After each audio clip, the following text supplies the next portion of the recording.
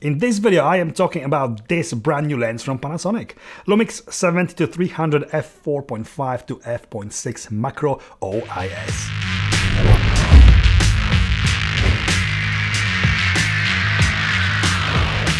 If you are here for the first time, my name is Pav, and here on my channel I talk about all things photography and video, gear reviews and tutorials, so if this is your thing then please consider subscribing. I am a fan of practical everyday zooms like this. I had always 70-300mm in my kit, as it is a great lens for shooting portraits and getting that super creamy blurred background. So when I heard that Panasonic is releasing this, I got very excited. But before I talk about its performance, build and value, I must say a massive thanks to UK Digital and Panasonic UK for lending me this lens for this review. However, I wasn't paid or asked by anyone to say anything specific about it, so it is my honest and 100% unbiased opinion about this lens.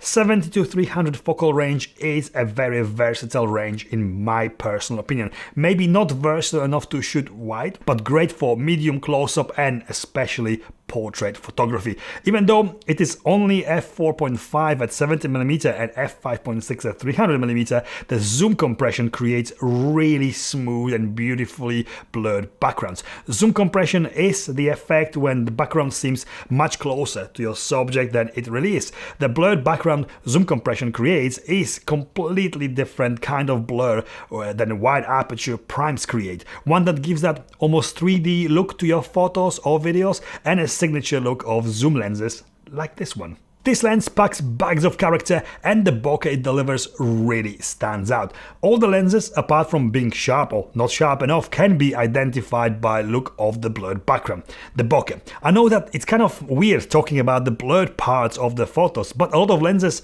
I have used and I'm still using are just non-descriptive. Blur is just undescriptive blur. This is really good. It has got character and that extra tiny something special in the blurred backgrounds.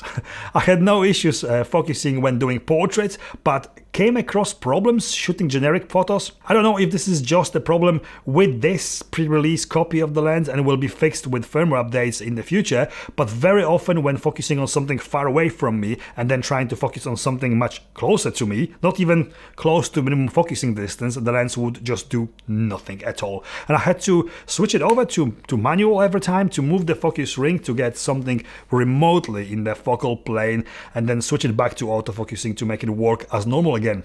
It doesn't seem like a huge problem, and this could be eliminated by the time the lens is actually shipping. I am hoping to do another review of it using a production model later this year, but for now that's what I was experiencing using it. The lens has also word macro in the name, and it kind of is. I'm saying that it kind of is macro as it's not a macro lens, but a very decent close-up lens. Basically, with a proper dedicated macro, you can get really close to your subject with your lens by moving towards it. With this, you just zoom in, and at the far reach of its zoom at 300mm, you can get really good close-ups.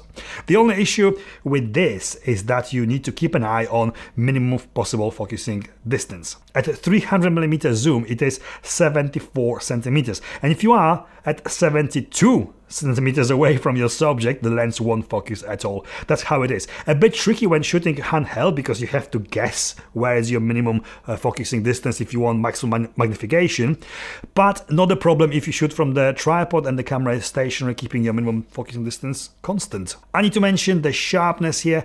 I found that a lot of times the photos are not razor sharp when shooting at any focal length wide open. When I was keeping the minimum possible aperture opening, some photos needed just extra sharpening adding in post. They weren't blurred or unusable, they were okay, just needed a little extra tweaking to get eyes sharper or your focal point sharper occasionally. Not a huge problem again, and the lens is insanely sharp edge to edge once you start closing the aperture down. The autofocus in general is only limited by the capabilities of the current Panasonic cameras firmware versions. In my opinion, it works okay as expected, but not spectacular by any means. Not something you could rely on when filming commercially, but we all already know that. The lens has got built-in optical image stabilization, working really great, making it possible to get rock solid shots at far end of the zoom reach, even when shooting video handheld. The build, it has got this typical new Lumix S line clean design. Solid feel, all hard plastic. It's not particularly light but not super heavy either, weighing 790 grams without the lens caps and the supplied hood. It balances really well on S5 and it doesn't feel huge or heavy. It is 148mm long without the hood, 77mm filter thread, large zoom ring, and a smaller focusing at the front of the lens, as it should be on all lenses, and the lens extends quite a bit when zooming. 4 switches. Firstly, focus limiter full for obviously full focusing from closest focusing distance of 54 centimeters at 70mm to closest focusing distance of 74 centimeters at 300mm to infinity, and 3 meters to infinity, cutting the close focusing distance completely off, making it auto focus a little bit quicker when shooting at telephoto range. Standard autofocus on and off switch, optical image stabilization on and off switch, and a little lock switch to lock the lens in. I never understand these, but it's pure guess of mine that it is for preventing lens to extend when you are getting it out of your camera bag, especially when the camera's attached to it. If you pull it, you're gonna obviously drag the barrel out. There's a switch, you can just lock it and the lens won't come out. I think this is what the little lock switch is for, to prevent it from being dragged out when pulling out the camera bag, but if I'm wrong, please let me know in the comments below. 11 aperture blades with a circular diaphragm and dust and splash resistant sealing. The focus is by wire, there is no hard stops at either end of the focus ring travel, but the lens works well in linear manual focusing mode, and you can change the focus throw angle, standard stuff with Lumix lenses, all Lumix lenses. It all works as it should with this as well. This lens will retail for £1,259 here in UK or $1,249 before tax in US. It's not a cheap lens, but it is certainly cheaper than any S Pro line lenses. I am not 100% sure if it is good value for money though.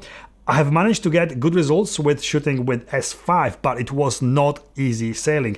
I had to fight it on few occasions to make it just work as it meant to, but I guess these are the things that you're just gonna get used to when using it if they are not fixed with future firmware updates. There's literally no competition from Lumix right now, as you can't really compare it to 70 to 200 f2.8 lens. Different class altogether, but Sigma is offering 100 to 400 f5 to f6.3 DGDN L-mount lens for significantly less money. You can only decide which one is right for you by yourself. I can't tell you this. Conclusion, I think it is a good lens. I can't say that it is amazing, but even with minor issues I had shooting with it, its focal range, size, weight, and of course the final results overweigh any niggling problems. 70 to 300 is one of my favorite zoom focal ranges for shooting portraits, but also extreme close-up, street photography, products, food, or even landscape or townscape. It's a focal range that should be in any photographer's kit alongside primes for the times when you do need that extra reach and that amazing separation and bokeh zoom compression can create. This lens is not perfect, but there are ways to work around the imperfections and still have fun shooting with it. The most important are the final results, and this truly delivers on all fronts. And this is it from me. I hope you liked this video, and if you did, please give me that thumbs up. I will be starting a new series of photo video editing tutorials alongside my usual gear reviews weekly. So if you are already not subscribing, please consider subscribing now. Buy me a coffee to show your support. The link is below, and thank you for watching, and I'll see you next time. If you are here for a... I think personally this is... There is a lot of wind outside. Can't compare it to 70 to... There's... I can see a soul. Giant lens. 70... Basically...